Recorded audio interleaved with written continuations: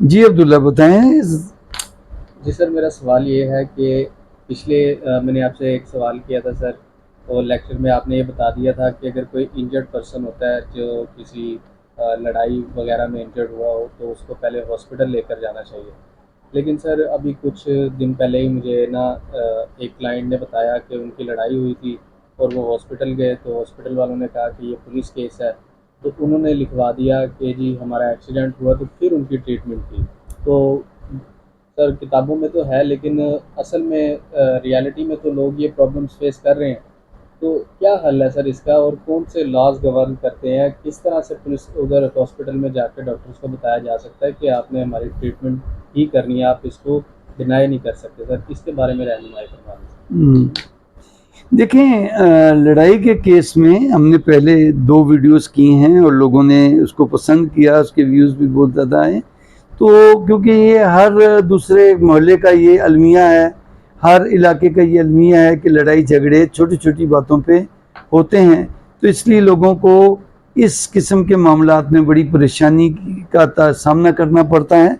देखें, ये एक कानून 2004 में आया जिसका नाम है the injured persons medical aid act 2004। इसमें उन्होंने, इससे पहले भी नोटिफिकेशंस थे, बहुत सारे ऐसे डायरेक्टिव थे अस्पतालों के बारे में कि डॉक्टर कोई भी इंजर्ड आए तो उसका मेडिकल करने से इनकार नहीं कर सकते थे।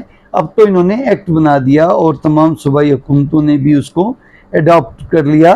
तो उसका वजह यही है कि डॉक्टर्स कहते हैं कि जब अस्पताल लेके जाओ, अगर तो बहुत सीरियस हालत हो तो फिर तो वो उसको दाखिल करके आईसीयू में डाल देते हैं, इलाज शुरू। लेकिन अगर कुछ छोटी मोटी चोटें आई हैं तो वो उसकी ट्रीटमेंट से जान छुड़वाने के लिए और फॉर्मेलिटी से जान छुड़वाने के लिए कि कल को अदालतों में बयान देना पड़ेगा, मेडिकल सर्टिफिकेट काटना पड़ेगा, तो ये बड़ी जो है वो फटीक होगी। तो इससे बचने के लिए वो कह देते हैं जाओ जी थाने।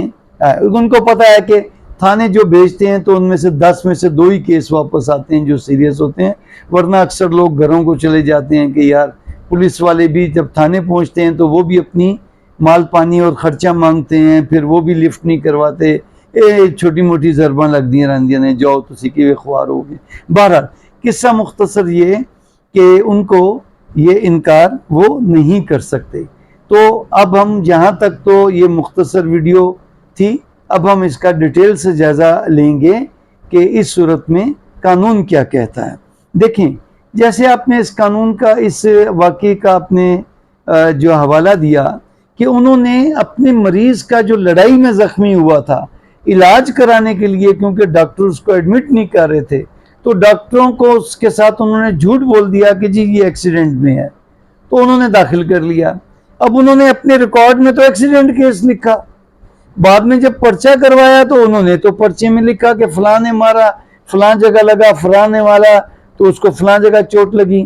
तो वो मुलजिमों ने वो मेडिकल की वो वर्डिंग में पेश कर दी कि जी इसका तो जब अस्पताल लेके गए थे ये डॉक्टर ने लिखा है, और उसको अदालतें मानती हैं क्योंकि वो पहली स्टेटमेंट है वकूए से मुतल्लिक, पहली जो है मालूमात है कि उसमें तो लिखा हुआ है कि ये रोड एक्सीडेंट में हुआ जख्मी, तो आपने फिर ये झूठा पर्चा कराया। तो ऐसा ना करें, डॉक्टर साहब से कहें कि जी ठीक है, फिर हम आपके बड़े को पेश होते हैं, आप हमें इस कागज़ पे लिख दें कि जाओ पहले थाने जाओ और वहाँ से डॉक्टर या पुलिस वालों को लेके आए। डॉक्टर साहब कभी लिख के नहीं देंगे और वहाँ आप ज़रा सा उधम मचाएंगे, और लेकिन लड़ाई झगड़ा नहीं करना, हाथापाई नहीं करनी, लेकिन थोड़ा सा आपको शोर तो करना पड़ेगा कि जी मरीज की हालत ख़राब है, आप इलाज क्यों नहीं करते। 15 पे फ़ौरन कॉल कर दें तो आप पुलिस के पास जाने की बजाय पुलिस भागती हुई आपके पास अस्पताल आएगी। 15 को तो फ़ौरन रिस्पॉन्स मिलती है। अब जिस कानून का हमने हवाला दिया उसमें सेक्शन 2D है जिसमें उसका जो है इंजर्ड पर्सन की डेफिनेशन की गई है कि एक ऐसा बंदा जो जख्मी हो फिजिकली और उसको इमीडिएट ट्रीटमेंट की ज़रूरत हो, फर्स्ट एड की उसको ज़रूरत है।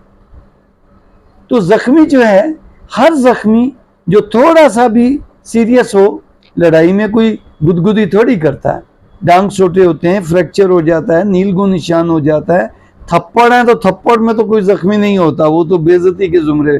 लेकिन अगर थप्पड़ आंख पे लगे और आंख में खून आ जाए, थप्पड़ कान पे लगे और कान का पर्दा फट जाए, थप्पड़ जोर से सर के बैक साइड पे लगे और बंदा बेहोश हो जाए, फिर वो सीरियस हो जाता है।